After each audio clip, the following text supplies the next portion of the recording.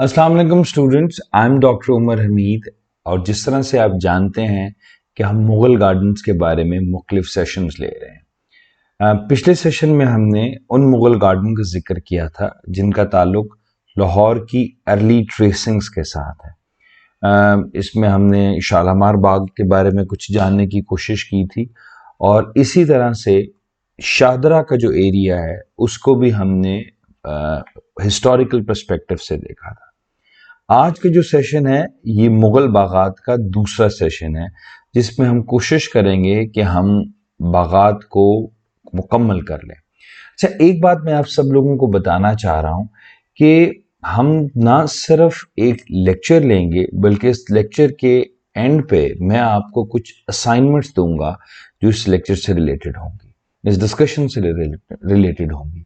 और उसका मकसद ये होगा कि जो चीज़ें आपने मेरे लेक्चर में सुनी हैं या जो इन्फॉर्मेशन आपने एब्जॉर्ब की है आप उसका एनालिसिस कर सकें। और मुझे लगता है कि वो बहुत इम्पॉर्टेंट होगा, इसीलिए क्योंकि लेक्चर लेना हमारा मकसद नहीं है बल्कि कुछ चीज़ों को एब्जॉर्ब करना और उनको आगे यूटिलाइज करना हमारा की पर्पज़ है। आगे जाने से पहले हम रीइंफोर्स कर लेते हैं अपने गार्डन्स ऑफ लाहौर को कि हमने to study the gardens of Lahore, Lahore को कुछ हिस्सों में कैटेगराइज कर लिया था और हम इन प्लेस कर रहे थे मुख्तलिफ गार्डन्स मुख्तलिफ जगहों पे। जिस तरह से हमने बात की थी वॉल सिटी ऑफ लाहौर की, जो हमारा सबसे इम्पोर्टेंट और सबसे पहला लेक्चर था। इसमें हमने लाहौर के मुख्तलिफ गेट्स के बारे में एक छोटी सी असाइनमेंट भी की थी।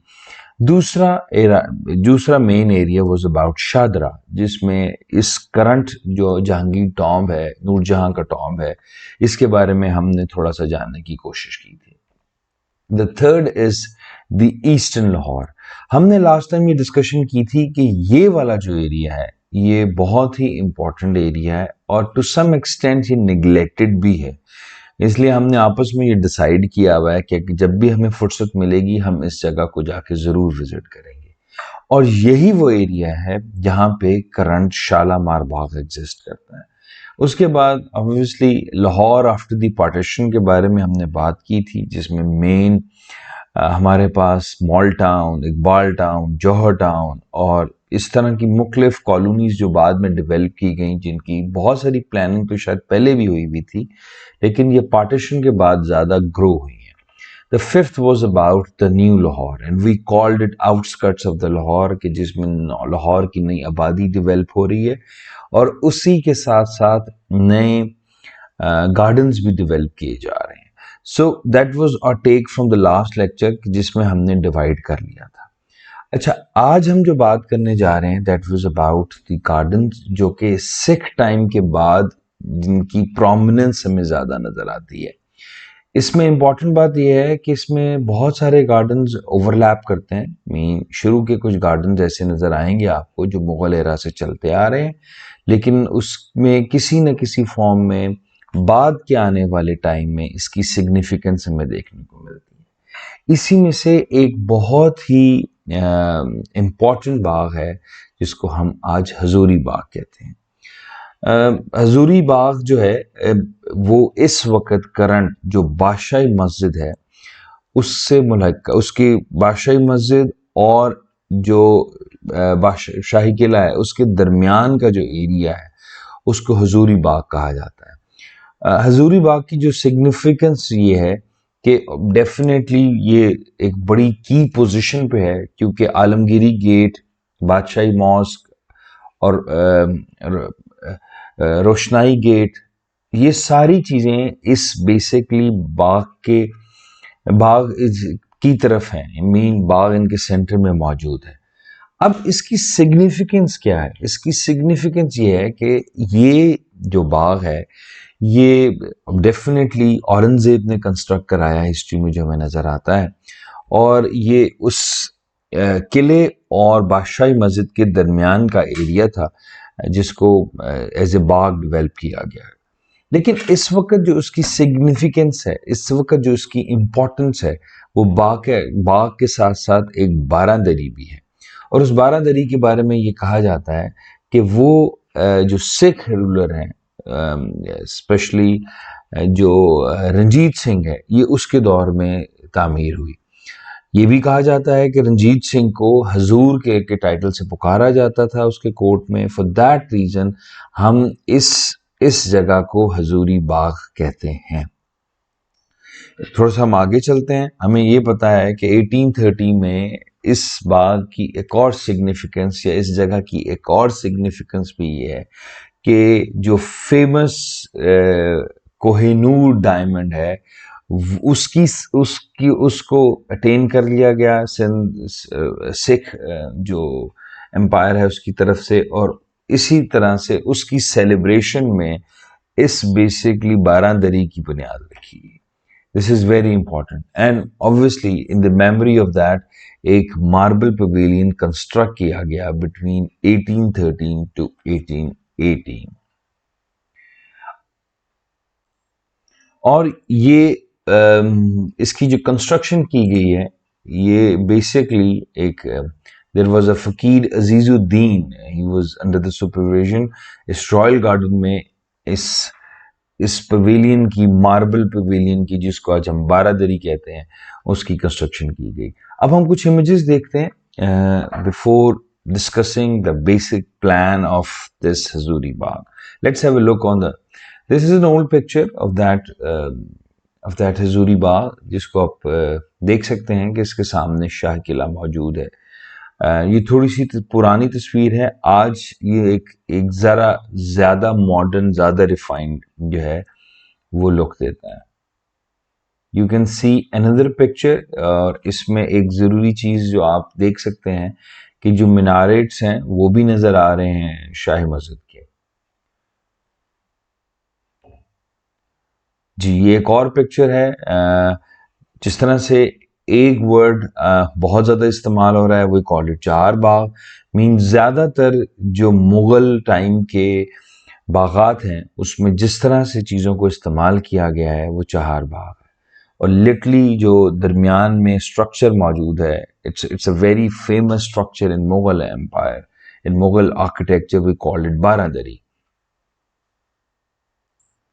اب ہم اس کے کچھ امپورٹنٹ فیچرز دیکھ لیتے ہیں اس بارہ دری کے, بیکاز یہ جو بارہ دری ہے اٹس اے کی ایلیمنٹ آف دس حضوری باغ.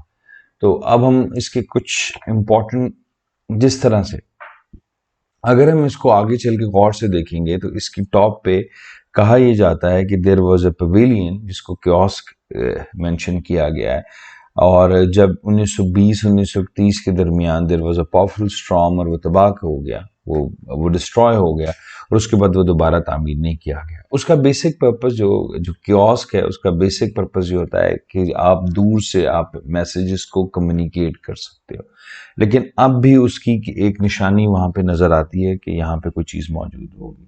اسی طرح سے there was the master plan is based on the idea of ہشت بہشت, meaning there was a nine fold idea جو کہ رنجیت سنگھ کے دور میں رکھا گیا. اس کے ساتھ ساتھ we can see a mirrored mosaic work, اور it's very finely rendered. بار بار میں ان بہت ساری ایسی ٹرمز ہیں جس کا ذکر کرتا رہتا ہوں.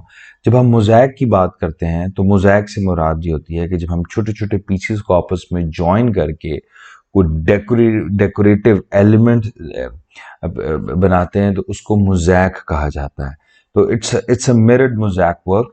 سملرلی اگر ہم آرچز کو غور سے دیکھتے ہیں تو وہ تین آرچز ہیں جو کہ پلرز کے ساتھ اسٹینڈ ہوئی ہیں. تو دیز آر دا سم کی ایلیمنٹ آف دی بارہ دری ان حضوری باغ.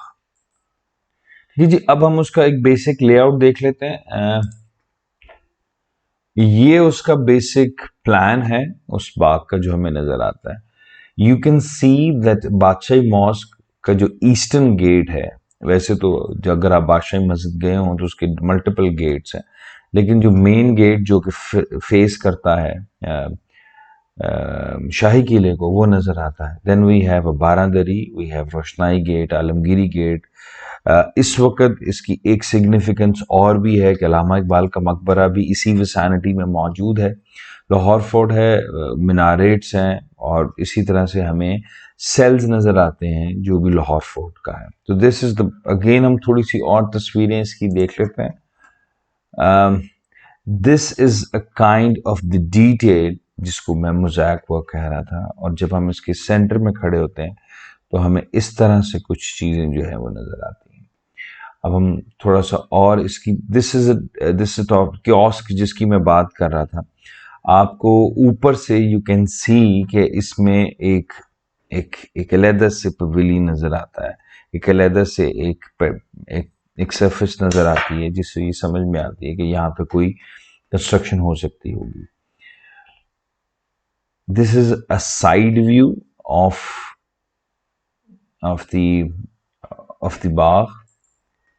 اور اس وقت یس اب اس کی جس طرح میں نے آپ کو بتایا، اس کی امپورٹنس یہ ہے کہ یہاں پہ علامہ اقبال کا مزار بھی ہے اسی کی ویسینٹی میں، اور we can see different development in the botanical infrastructure, جو کہ پہلے سے پرانی تصویروں میں ہمیں اتنی ڈیٹیل سے نظر نہیں آتے جتنا اب نظر آتے ہیں.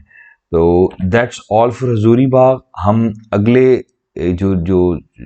آئی ریکارڈڈ دیز شارٹ ویڈیوز تاکہ آپ دیکھ کے تو اس پہ ہم کوئی اسائنمنٹ کر سکیں. From now onward we will discuss about the colonial garden in Lahore. کیونکہ اچھا یہاں پہ میں آپ کو ایک بات امپورٹنٹ بتاتا چلوں کہ یہ صرف ایک باغ کو میں نے سکھ ٹائم میں پٹ کیا ہے. Sikh architecture is a very extensive in terms of gurdwara. اس پہ ہم ایک لیکچر ضرور لیں گے، اس کے ایلیمنٹس پہ، اس کی بیسک فلاسفی پہ. لیکن چونکہ ہم صرف آج لاہور گارڈنز کی بات کر رہے ہیں، اس لیے that's all for today for this session. اگلے سیشن میں ہم کلونیل گارڈنز کی بات کرنے جا رہے ہیں. Thank you very much.